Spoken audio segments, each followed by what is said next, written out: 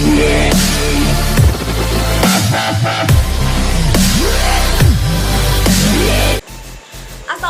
warahmatullahi wabarakatuh. Selamat pagi anak-anak. Bagaimana kabarnya semuanya hari ini? Semoga semuanya sehat ya. Alhamdulillah. Seperti biasa, sebelum kita memulai pelajaran untuk hari ini, silahkan kepala kelas untuk memimpin doanya terlebih dahulu.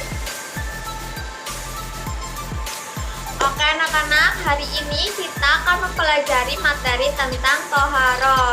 Menurut kalian, apa sih itu artinya toharoh? Ya betul, toharoh berarti bersuci, baik bersuci dari hadas maupun bersuci dari najis, sehingga seseorang dapat melakukan ibadah, karena beribadah harus dipupuk dalam keadaan suci. Bersuci dari najis meliputi menyucikan pakaian, menyucikan diri, menyucikan tempat, menyucikan lingkungan sebagai tempat aktivitas kita. Sedangkan bersuci dari hadas meliputi berwudu, tayamum, dan mandi. Ada yang tahu nggak perbedaan antara najis dan hadas? Ya, jadi najis itu artinya kotoran. Apabila kita akan melakukan ibadah, di tubuh kita ada kotoran, maka ibadah kita tidak sah. Karena syarat ibadah itu kita harus dalam keadaan suci. Sedangkan hadas itu berarti keadaan tidak suci bagi seseorang sehingga menjadikannya tidak sah dalam melakukan ibadah. Di sini ada yang tahu macam-macam najis itu apa aja? Ya betul. Jadi macam-macam najis itu terbagi menjadi 3. Yang pertama, najis mukhafafah, yang kedua, najis mutawassithah, dan yang terakhir, najis mukhalladah. Yang pertama, najis mukhafafah. Najis ini masih tergolong najis yang ringan. Contohnya seperti air seni bayi laki-laki yang baru berumur 2 tahun dan belum makan apapun kecuali air susu ibunya. Cara menyucikan dari najis ini cukup mudah.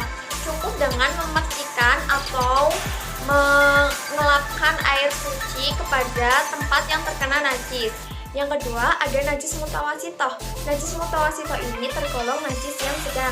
Contoh dari najis mutawassithah ini yaitu bangkai binatang darat yang berdarah sewaktu hidupnya, darah, nanah, muntah, kotoran manusia dan kotoran binatang, dan arak.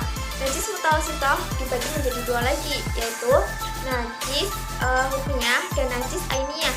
Najis hukmiyah merupakan najis yang diyakini ada namun tidak nyata.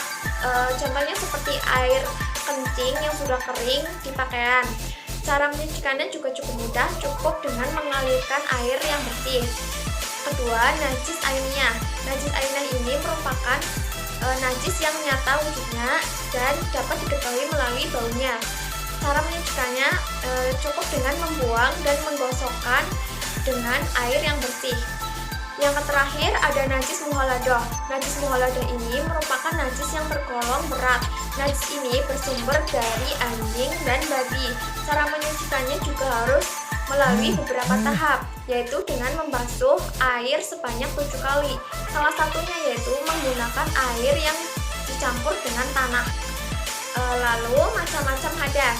Dari kalian ada yang tahu macam-macam hadas itu apa aja? Ya betul, hadas terbagi menjadi 2, yaitu hadas kecil dan hadas besar. Hadas kecil yaitu ketika seseorang tidak suci, supaya ia suci lagi, maka orang itu harus berwudu. Tetapi kalau tidak ada air, maka diperbolehkan untuk tayamum. Ada beberapa hal yang menyebabkan seorang itu berhadas kecil.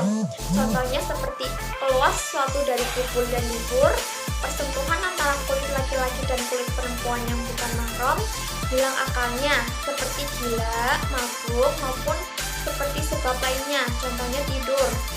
Yang terakhir, menyentuh kemaluan sendiri maupun orang lain dengan telapak tangan. Dan yang kedua ada hadas besar. Hadas besar ini ketika seseorang tidak suci, maka supaya orang itu suci lagi, orang itu harus mandi besar. Ada beberapa hal yang menyebabkan seorang ini berhadas besar. Contohnya seperti ijma atau bercukup baik keluar mani maupun tidak, haid, nifas, wiladah, dan seseorang yang meninggal dunia, kecuali seseorang yang meninggal ketika perang. Sekian materi untuk hari ini. Semoga materi hari ini dapat bermanfaat untuk kita semua. Wassalamualaikum warahmatullahi wabarakatuh.